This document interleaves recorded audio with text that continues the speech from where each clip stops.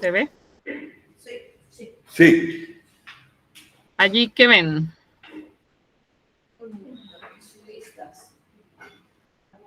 Una montaña. Listo.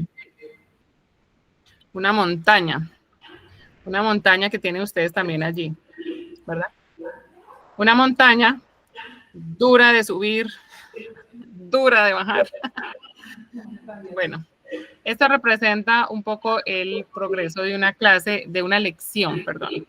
Representa el progreso de una lección. Vamos a ver parte por parte despacio, porque, bueno, rápidamente porque ya lo vimos, pero se grafica así y tiene que ver con la concentración de los niños. Entonces, veamos la primera parte, que es la introducción. Ustedes tienen allí en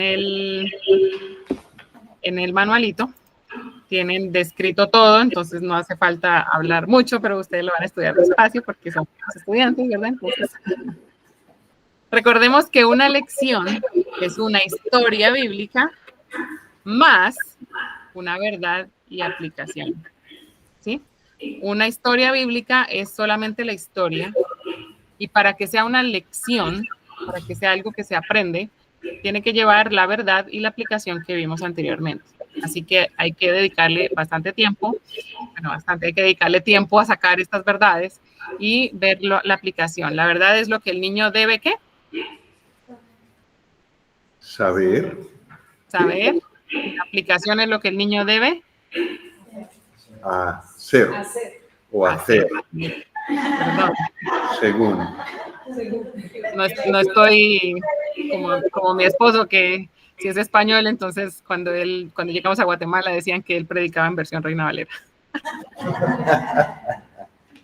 Bueno, eso es para comenzar. Ahí tienes el cuadradito, ¿verdad? La introducción es lo primero, es corto, ¿verdad? Es un relato resumido, se encuentra... Allí abajo tienen lo que es la introducción. Es el momento que ayuda a captar el interés de los niños, pero también los puede desconectar si es muy largo. Por eso la introducción debe despertar la curiosidad para cautivar a los niños desde el inicio. Una buena introducción es 4 cosas. ¿Qué dice allí? Breve. Breve. Interesante. Emocionante. Y relacionada con la historia. Así que hay que escoger bien la introducción. Se escribe después de todo el estudio de la lección. Primero hacemos la mortadela, después le ponemos el pan de arriba y el pan de abajo del sándwich, ¿verdad? También debe estar adaptada a la edad y puede ser una pregunta, algo que ocurre en la historia, algo escondido, no el clímax, una breve ilustración o historia breve que se relacione y no le quite el protagonismo a la historia, o un objeto. Por ejemplo, una vez me tenía que enseñar la historia de Jonás completa, entonces hice un gusanito de papel y lo puse en la mesa y dije, bueno, a ver quién es el primero en descubrir dónde aparece el gusano en toda la historia. Y si ustedes saben la historia de Jonás, ¿dónde aparece el gusano?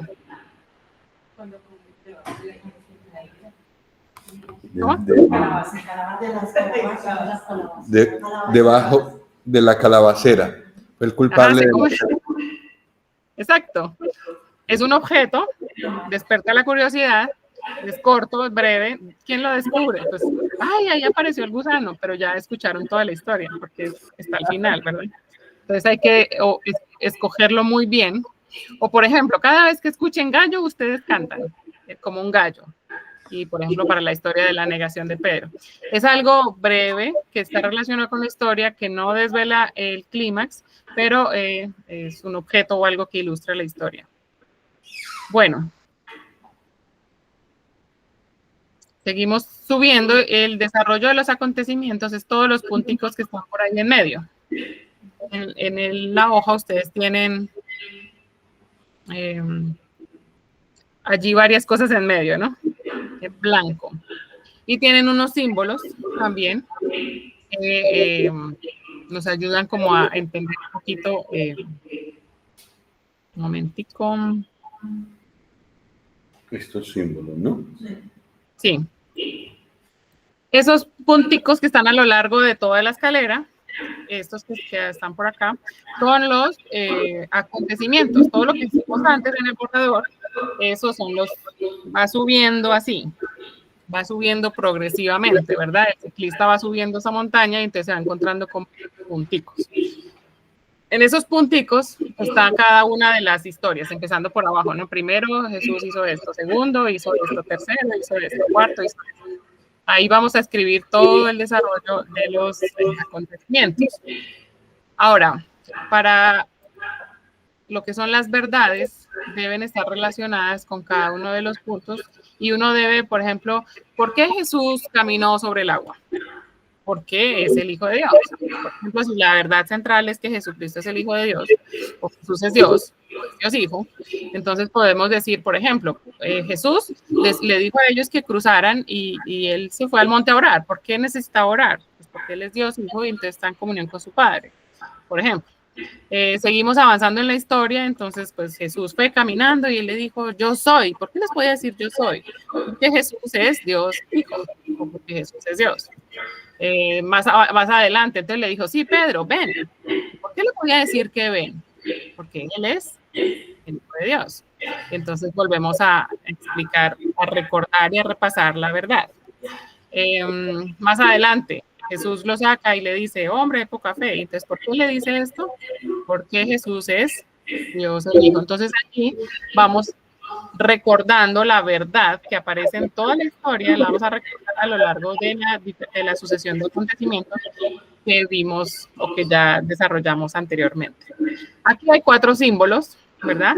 Un círculo, una cruz, un corazón negro y un corazón blanco. Esos símbolos se refieren al Evangelio. Ustedes tienen una página completa donde está el resumen de este mensaje. Es muy importante encontrar, y así se desarrolla una lección evangelística, es muy importante encontrar en qué parte de la lección habla de Dios Padre. Por ejemplo, Jesús estaba en comunión con Dios el Padre, con Dios, su Padre, él estaba orando a Dios. ¿Qué más? Dios es el creador. Allí habla de Dios. Entonces tenemos que buscar los diferentes lugares en la lección en las que encontramos donde se habla de Dios.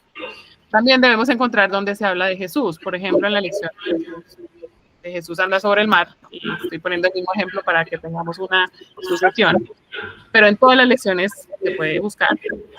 ¿Por qué Jesús estaba en la tierra? ¿Por qué necesitaba hablar con Dios? Porque Jesús es hombre y porque es 100% hombre, 100% Dios. Eso está en la hoja que ustedes tienen allí, creo que es la siguiente a esta. Sí, la siguiente, la número 5. Allí está un cuadro donde están los 4 aspectos del Evangelio. Mi papá explicó un poquito de esto también. Allí está desarrollado con versículos, los conceptos y los versículos. Entonces allí hay verdades sobre el Evangelio, tienen que ver con el Evangelio. Entonces nosotros podemos poner en el desarrollo de acontecimientos, podemos poner un círculo donde vamos a hablar de Dios. ¿Cuál es el problema de nosotros como humanos? Nuestro problema es que somos pecadores, ¿verdad? ¿Por qué? Porque nuestro problema es frente a un Dios que es santo, frente a un Dios que es justo, es amor también, es amor y es justo, a la vez es santo, es el Rey, ¿verdad? Por eso es Señor Jesús, ¿verdad? Cristo es el ungido, es el Rey. Esto era lo mismo para los reyes, entonces Jesús es el Rey. Entonces vemos a través de toda la historia, vemos quién es Dios, quién es Jesús, lo que hizo, todo lo que está allí. Eso sería otra clase completamente aparte y con desarrollar todo esto, pero se los dejo allí porque es muy importante. Para que un niño sea salvo necesita reconocer que es pecador, reconocer que Dios y es santo y nuestro pecado ofende a Dios y nuestro pecado nos separa de Dios. Debe reconocer que Jesús murió en la cruz en su lugar, debe pedirle perdón por sus pecados y quiere cambiar, tiene que haber un cambio, una decisión de cambio. Entonces, esos 4 elementos son muy importantes y los podemos desarrollar a lo largo de las clases. Allí en la montaña, en medio, también vemos la aplicación para creyentes y para no creyentes. Para no creyentes, pues en general es la salvación, y para creyentes es lo que debe hacer. ¿Dónde se da la aplicación? a lo largo de la sucesión de acontecimientos. Ahorita vamos a ver por qué. A lo largo de cada uno de los pasos vamos haciendo transiciones entre la historia y las verdades. ¿Se acuerdan que les dije? Jesús anda sobre el mar, ¿por qué? Porque Él es Hijo de Dios. Pues obviamente desarrollado en una clase se ven estas transiciones entre las verdades y la historia. Es necesario que la historia tenga las verdades contenidas allí. De hecho, eso también se usa en la predicación, ¿verdad? Se van desarrollando las verdades a medida que uno desarrolla el texto, o la historia en este caso. Entonces es necesario poner todo en esta subida. A lo largo de esta subida es donde nosotros tenemos que desarrollar, escribir las verdades, ¿sí? En todo esto allí dice con las flechas blancas, aquí añade los símbolos. Pues obviamente ustedes no van a hacer una montaña cada vez, sino en su papelito que hicieron de la Biblia, van poniendo los símbolos, dónde habla de Dios, dónde habla del pecado, dónde habla de Jesús, dónde habla de la decisión, o a veces la decisión se puede hacer al final.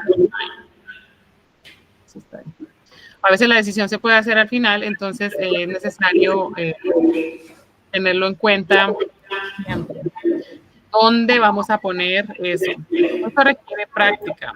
Mi consejo es que lo escriban todo lo que van a decir. Hola niñas, ¿cómo están? Bueno, o sea, todo lo que van a decir es bueno que lo escriban porque así lo piensan en frío, ¿sí? Vemos a Jesús que tal y tal y tal. ¿Por qué Jesús necesitaba orar al Padre? Porque Él vino a cumplir lo que Dios le había mandado a hacer. ¿Y qué era lo que le había mandado a hacer? Escribimos todo y así lo pensamos en frío, porque delante de los niños pues es un poco complicado ir pensando y añadiendo todas estas cosas, pero si lo tenemos en un borrador y lo hemos practicado, entonces podremos pues, explicarlo un poco más fácil en el poco tiempo que tenemos en la escuela dominical. Sí, este es, digamos, el cuerpo de la historia en el que están las verdades, en el que está el mensaje evangelístico, y es muy importante incluirlo allí en nuestro borrador. Después... Entonces, perdona, los símbolos aquí, el círculo se refiere a Dios, como está en la otra página, ¿no? Sí. Sí. La cruz al Señor Jesús. Sí. El corazón negro que está aquí al pecado y el corazón blanco a la apropiación personal de la salvación. Es tratar de localizar en el desarrollo de la historia esas cuatro, pues cuando veamos uno de esos cuatro elementos, ¿no? Sí. El pecado, por ejemplo, la maldad se ve en todos. ¿Por qué Pedro dudó? Miró, dejó de mirar a Jesús, miró a su alrededor y vemos, digamos, una desobediencia allí. Jesús le dijo, ven, pero mírame. Entonces, él fue y no lo quería mirar. Entonces, ahí hay una desobediencia. El pecado se encuentra en los personajes, por ejemplo, David y Goliat. Goliat se está riendo de Dios. Allí hay pecado, ¿verdad? Y uno le pregunta a los niños, ¿es pecado esto? Y eso está bien, está mal. Ellos saben perfectamente qué está bien y qué está mal. Entonces, es importante que nosotros lo estudiemos bastante. Si ustedes quieren, como he escrito todo lo de esto, tengo como unas 4 páginas sobre eso, pero desarrolla bastante bien cada uno de los puntos, o lo vemos en otra clase, pero es muy importante tener el mensaje de salvación claro. Como les dije, yo me convertí sola en mi casa, pero alguien me lo enseñó primero. Y ese alguien pues lo tenía bien aprendido. Entonces es muy importante saber todo el plan de salvación, y de hecho es como creyentes tenemos que tener el mensaje de salvación en la punta de la lengua siempre, ¿verdad? Preparado para que salga. Y esto nos ayuda a entender ese mensaje de salvación y cómo aplicarlo en las diferentes lecciones, clases, contextos. Si vamos a evangelizar, preguntan, si el de la panadería nos pregunta o cosas de esas, pues podemos tenerlo listo. Bueno, tenemos arriba el clímax, ¿verdad? Es la cima de la montaña donde quiebra. Y ahí tenemos el clímax y descrito que es el clímax, es el momento de máximo interés en la historia. Allí de desarrollo pasa lo que tenía que pasar. Y entonces dice, es el momento de máximo interés en la historia porque se soluciona el problema o se termina el misterio, que se ha ido en tensión creciente subiendo la montaña, por eso es una subida. Procura que el clímax tenga la máxima emoción posible. Y entonces ustedes saben que quieren saber qué pasó. pasó tal cosa y ya se soluciona, digamos, la tensión que hay allí por la historia. Procura que el clímax tenga la máxima emoción posible. En ese punto la enseñanza queda muy grabada. Y así como tuvo que tomar una decisión, nosotros también tenemos que tomar una decisión, por ejemplo. O así como David dijo en el nombre del Señor y pudo matarlo, nosotros sabemos que en el nombre del Señor, no sé, que tenga que ver con la verdad y con la enseñanza para los creyentes y para los no creyentes. Este es el punto en el que queda muy grabada, pero eso dura segunditos. Entonces, una frase, 2 frases. Ten cuidado de no revelar a los niños el clima antes del momento oportuno. Vamos a ver la historia de cuando Pedro caminó sobre el agua. O no sé, vamos a ver la historia de cuando David mató a Goliat. Y hay personas que comienzan así una historia y pues ya le dijo todo lo que iba a decir. No tiene emoción. Vamos a ver cuando Jesús murió y resucitó. Entonces, cuando revelamos el desarrollo de la historia, entonces pierde emoción. Y entonces, pues allí okay, no hay emoción. Entonces hay que tener cuidado con la introducción para no revelar el clímax. El clímax tiene que llegar cerca del final de la historia y si no, también tendrás un anticlímax, un efecto contraproducente, digamos, al revés. Mantén el ritmo de los acontecimientos. Y va pasando esto, y va pasando esto. O sea, es una aventura que va creciendo, procurando que haya algo de acción hasta el último momento. Entonces, en ese punto culminante es donde toda esa tensión que hemos estado generando con la historia, pues llega a su punto culminante. Y luego tenemos la conclusión. Si ustedes ven este ciclista cae mucho más rápido que el que subió, ¿verdad? Si ven, entonces es la conclusión. La conclusión realmente cae y casi cae en picado. No la puse en picado porque eso es como cruel. Pero más o menos eso es lo que pasa. Justo lo que va a pasar después de la llanta delantera del ciclista de arriba. Es ¡pum! Para abajo, cayó. La conclusión va inmediatamente después del clímax. Piensa bien dónde poner el clímax en la conclusión. La conclusión debe ser breve porque la atención de los niños cae rápidamente después del clímax. Por eso, toda la aplicación mensaje del Evangelio debe irse desarrollando antes, en la procesión en su vida, en la desarrollo de los acontecimientos. Ahí debe ir todo el mensaje del Evangelio, ahí debe ir metida la verdad que hemos escogido antes, metida. Y la aplicación es justo ahí, el clima, la aplicación y la conclusión van ahí en ese momentico, todas juntas, pero yo ya sé cuál es la verdad, ¿verdad? Porque la he ido desarrollando a lo largo del desarrollo de los acontecimientos. Termina la historia con pocas frases, no introduzcas elementos nuevos a esta altura. Por ejemplo, ahí entonces, no sé, está el personaje, entonces ya se desarrolló la historia y porque ese personaje había hecho no sé qué y empezamos a desarrollar parte de la historia que no contamos, eso ya ahí no corresponde, ya los niños no te escuchan, ya es algo muy breve, la conclusión es realmente un cierre muy breve y debería realmente quedarse aquí, o sea, el dibujo debería llegar porque solo el pedacito después del clímax cae un poquitico y suficiente. Así que la conclusión es algo bastante breve. Todo eso hay que pensarlo, ¿verdad? Por eso antes hicimos espacio un poquito que hay que pensar, y esto hay que pensarlo desde antes. ¿Cuáles son el desarrollo de acontecimientos? ¿Cuál es cada uno de ellos? ¿Dónde puedo meter la verdad? ¿Cómo la meto? ¿Dónde meto todo el plan de salvación? Y entonces la conclusión es algo final y cae. Entonces es necesario pensar todo esto antes. ¿Qué dice el cuadrito que está allí abajo en esta página 4? Aquí, página 4, ¿no? Al final. Recuerda que debe ayudar a Dios para que sigas desarrollando tus capacidades para dar lecciones que honren y den gloria a Dios. Enseña mucho en voz alta para contar la historia. Ensaya, mucho en voz alta para contar la historia. Apasionate por la historia. Acércate a los niños. Mantén un contacto visual con todos. Son algunas consejos. Y faltó el describe todo, aunque ya lo había puesto antes, pero es bueno escribir, sobre todo al principio, cuando empezamos a dar clases, es muy bueno escribir todo, porque nos ayuda a pensar todos estos detalles en frío, ¿sí? A la hora de hacerlo, pues uno, el predicador no dice, bueno, aquí escribí esto y esto y esto, y no lee, pero ya lo pensó en frío, en su casa, en el tiempo. Recuerda que la lección es igual a la historia bíblica más, ¿qué cosa?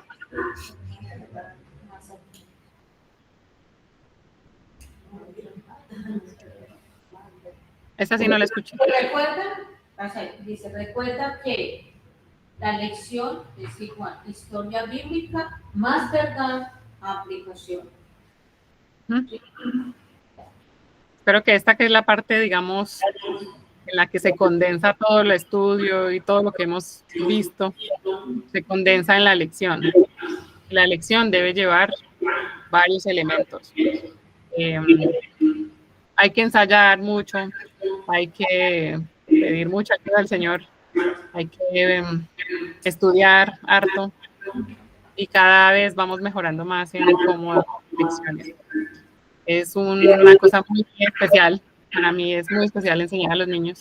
Es muy especial ver que ellos descubren cosas de Dios allí, ver cómo, y qué dice allí. Si son más grandecitos, puedes usarla, que ellos lean la Biblia. Si son más pequeños, tú la debes tener en tu mano para que ellos comprueben que todo lo que tú estás enseñando dice allí.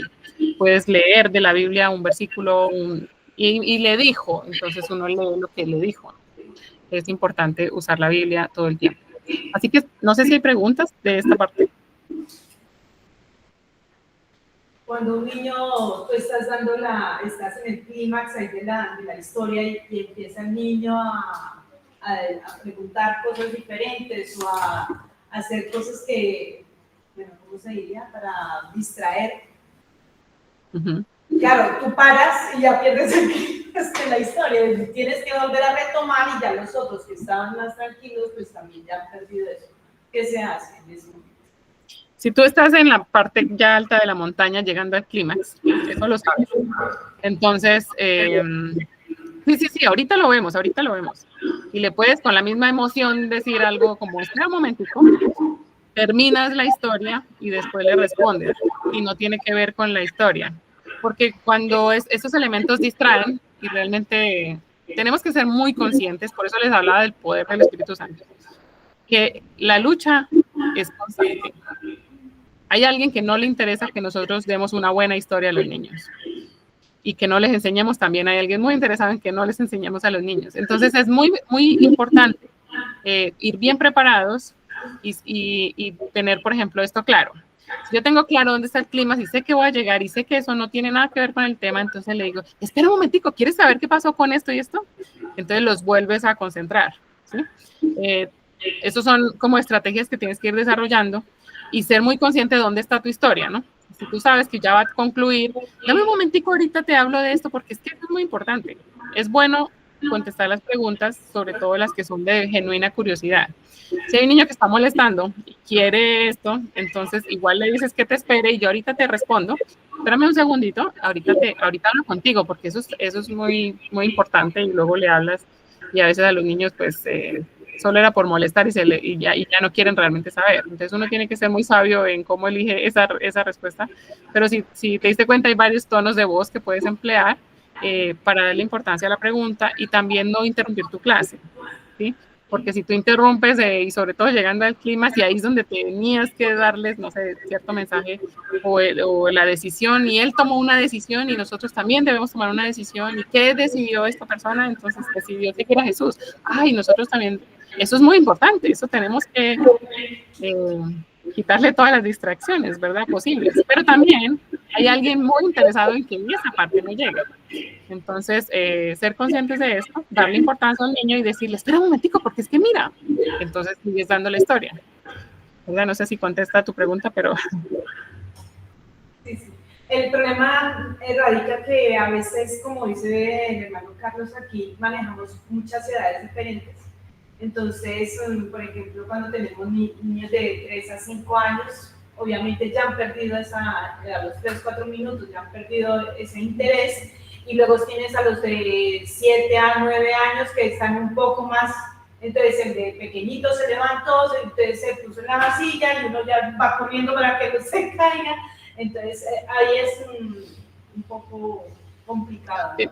Tienes que hacer un promedio.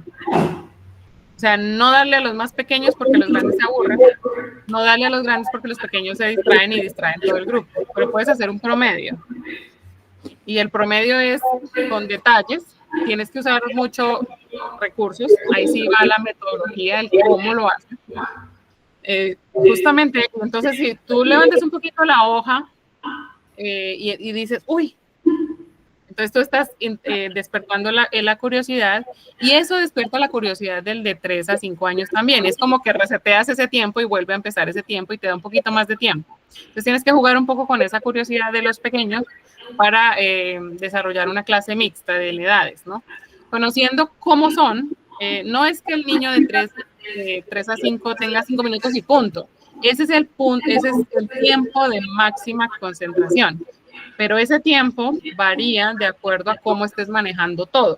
O sea, si tú manejas con entusiasmo la clase y el niño lo hace interesante, o eso que te decía de vas a pasar la hoja de las imágenes o lo que sea, y uy, mira, uy, lo que está pasando acá, uy, ¿quieres ver?